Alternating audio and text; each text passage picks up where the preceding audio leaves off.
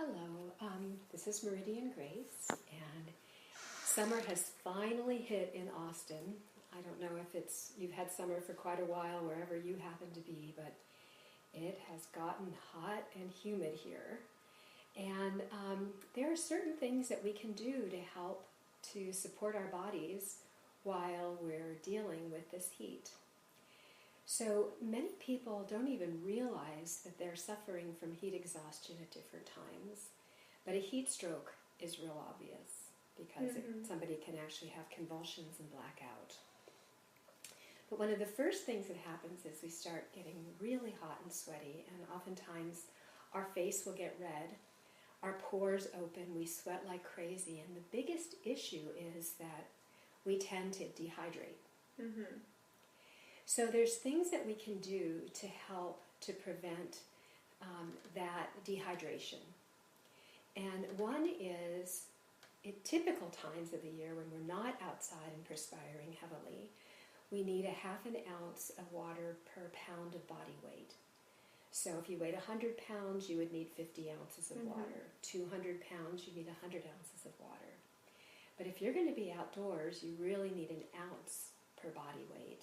Okay. And so you can just think about your weight, and that's how many ounces a day would be really good for you to have. And of course, you're going to want to protect your skin if you're going to be out for a long period of time. For me, the best thing to do is to just wear lightweight cotton clothing, long-sleeved, that'll cover you, so you don't have to put things on your skin that might be harmful. Because most of us don't realize that there are horrible carcinogens in the majority of the skin protection, SPF, high levels of, and even low levels of the commercial products. Zinc oxide is something that is safe to use, but it totally will protect your skin completely. So I recommend that you give yourself as much time in the sun as you can handle without burning, and then cover yourself with something like zinc oxide that would completely block out the sun, because we need our sun to produce our vitamin D. Right. Many of us don't need to take vitamin D supplements during the summertime if we happen to love being outdoors. And I just want people to realize that sun is one of the most important elements that we can get. There's many, many reasons beyond just the physical and the production of vitamin D, but just the energy of the sun itself. The sun represents father energy, protection, wisdom, care, intelligence, all of that good stuff. And being outdoors allows us to get the energy of the sun, and if our feet are touching the ground, the energy of the mother, and in a really balanced way. So it's a really wonderful thing to spend half an hour a day out in the sun if your body can handle it, and you want to work your way up slowly, maybe starting with 5 minutes, 10 minutes. And if you can handle being outside for longer periods of time, it's a great thing. We just usually want to try and be out when the sun is not right overhead for very long periods of time. 10 minutes is usually fine for most people. There's a wonderful homeopathic remedy called Sol, S-O-L, which is made from, believe it or not, sunlight. Yeah. And so for people who have a history of sunstroke or heat exhaustion, taking homeopathic Sol can be fabulous. And I've used it many times with people who have had radiation therapy for cancer. And while they're receiving the radiation therapy, they don't have all the problems that other people do. Wow. With the burning and the dryness of the skin and the loss of mobility from the tissue drying out. It's really quite amazing. So it's a good thing to know about.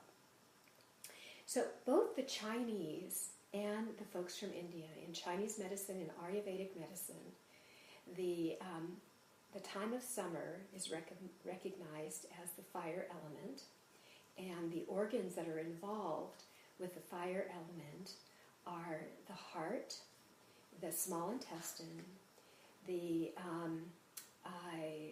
it's called circulating sex, or the pericardium, and something called the three jowls, or the balance between upper, middle, and lower energies in the body. And in extreme heat, the hypothalamus, which is involved with regulating heat in the body, gets really challenged. And it will do anything it can to reduce that heat.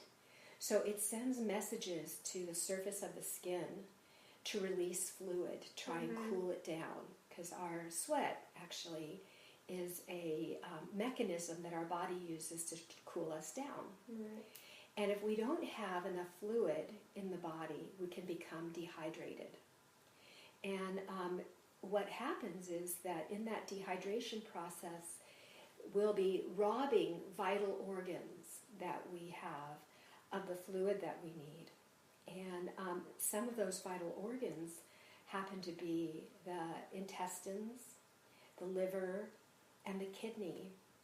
And so for many people, if they haven't had major exposures to things like antibiotics that would have caused leaky gut in the past, or birth control, or things like that that can really throw the microorganisms of the body off, that whole dehydration process can be the beginning of a whole leaky gut syndrome for people. Okay. And we've seen this in our practice. It was really interesting. A young man came to visit us who grew up in a family where they were alternative health minded. They ate really healthy food. He was an athlete. He was very physically active, did a lot of running and things, and he overdid it. He overdid it a lot, but this one day he overdid it and didn't drink water as well. And he had a complete heat stroke. And ever since the heat stroke, he had leaky gut. And we could clearly see it when we looked at the blood, at the dry blood. We could also clearly see it when we did an Asira reading for him. And it was really amazing, because when we went back and looked for what could be the cause, the only thing we came up with was shortly after he had experienced a heat stroke, he started this whole syndrome with leaky gut that had continued for 2 years when he came to see us. Wow. Yeah. So it could be a really important thing. Most of us don't think twice about it, especially if we're sun lovers. And here in Austin, I mean, what could be more wonderful than going like to Barton Springs with a cold watermelon and a jug of lemon water and some salt, you know? And that would be the ideal way to enjoy, you know, being out at Barton Springs and also protecting yourself from heat exhaustion. But instead, what most people do is they run off to Barton Springs last minute, and they might see a lot of friends, and it's really wonderful, and they're out there for a few hours, and they're, you know, running around talking, and if you're like me, the water's so cold that sometimes I just won't go in. Yeah. And the next thing you know, you could be suffering from some heat exhaustion without even realizing it. Right.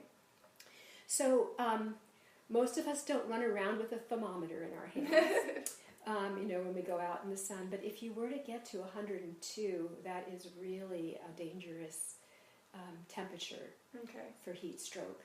And if you were to actually be with somebody who gets heat stroke, if you can find some ice packs, or, you know, you're around people who've got their big ice cold pack, you know, sorts of things with them. You could put those ice packs on your groin. Because remember, we talked about the intestinal area and the kidney and and the liver. So you could put some ice packs on the groin and in the armpit area. Those are also two big areas of lymphatic flow. So they'll start to cool things down. Definitely cold wash rags or cold pack on the head to help reduce the heat and any inflammation that might go to the head. And when you get them home, you can have them get in a bath of ice water. And if it's really serious, you want to get them to a doctor to get IV electrolytes in them. Okay. But most people don't realize that a high-quality natural salt, like Celtic sea salt or Himalayan sea salt, the real thing though, are loaded with all the electrolytes, not just sodium. And so taking a pinch of salt in everything you drink, And it's surprising. When I started doing this, I couldn't believe how good it tasted to put a pinch of salt in my kombucha, to put a pinch of salt in some fruit juice. You know, we wouldn't necessarily think about that. Yeah. But then I remember as a child, we used to sprinkle salt on watermelon. And I started really getting into that practice of putting salt in everything. Even though if you're going to be drinking coffee, which is one of the most dehydrating things you could drink, putting a little salt in that can be really beneficial.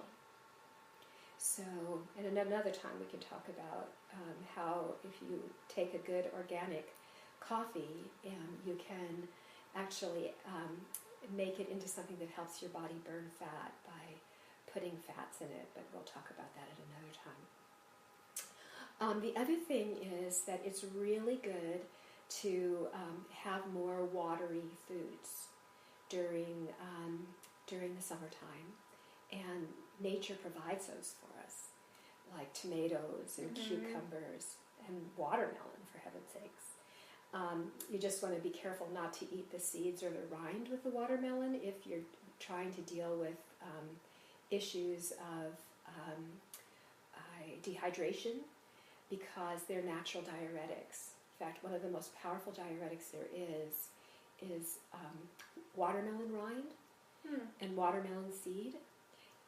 Lots of bodybuilders in the past, days yore, would actually take the watermelon rind itself to get rid of all their excess fluid so that their cuts and their muscles would show just before they would do photo shoots, as you know, big muscle photos. So anyway, we want to be cognizant of that if we're using it for that purpose. You know, it's a great thing to know, like during the time of the month when you might be carrying extra fluid. As women, you know, towards the end of our progesterone cycle, we can be carrying extra fluid, and then is a great time to actually put a bunch of the rind and seeds of watermelon into the blender with watermelon itself and make a juice with it. And it's quite tasty. And most people don't realize it, but the watermelon rind tastes a lot like cucumber. So you can just scrape the green part off if you want to. If it's not an organic watermelon, you know, you can use a peeler and peel off some of the green and throw the rest of the rind in, and it'll help to get rid of the excess fluid that you might be carrying. So that's interesting. Kind of cool. Yeah, it is really interesting. And one thing that I didn't mention is, you know, our head is one of the hottest places in our body. And in Ayurvedic medicine, the word Pitta is the word they use for the fire element. And one of the primary things that are associated with an over-Pitta condition is hot-headedness, anger. There's the liver we talked about earlier. And overactive brain, where you know, Pittas are usually pretty intelligent people, and they tend to think a lot, and they can't stop spinning. But the other thing that is associated with Pitta is diarrhea and loose stool. And so, again, that would be very dehydrating. Right. So an overheat condition can cause all of those things. So another very important thing to remember is during the summertime, if you tend to be somebody who has loose stool, you really want to stay away from eating the salsas, or at least hot salsas. You want to go really mild on hot peppers and ginger and anything that's real heat type spicy. Yeah. Black pepper, that sort of thing. So just a few little takeaways. You know, if you're going to be out in the sun for a long time, bring some clothing that you can cover up with. I've actually found that MSM lotion, their sulfur is very, very protective to the skin, and MSM is a form of sulfur. Okay. So taking MSM lotion and putting it on your skin doesn't so much help to prevent you from getting sunburn or exposure of the sun, but it prevents the skin from burning and having a major problem with it. Actually taking organic sulfur in water is a very wonderful thing to do if you know you're going to be out in the sun, but actually For people who don't have a problem with sulfur, there are quite a few people who have problems with sulfation. But if you're one of the people that doesn't have a problem with sulfation, taking sulfur in water is fantastic for your skin and all of your connective tissue, which your entire body and organs are made of. So, and it helps to detox out heavy metals and toxic substances. So it's a really wonderful thing to do for your skin and for many other reasons as well. And, make sure that you get in some high quality, high water content vegetables and fruits, but also high mineral content for the electrolytes. So things like kale and chard and parsley, and although parsley can tend to be, if you cook it in tea, a diuretic, but not as a tea. It's really high in minerals.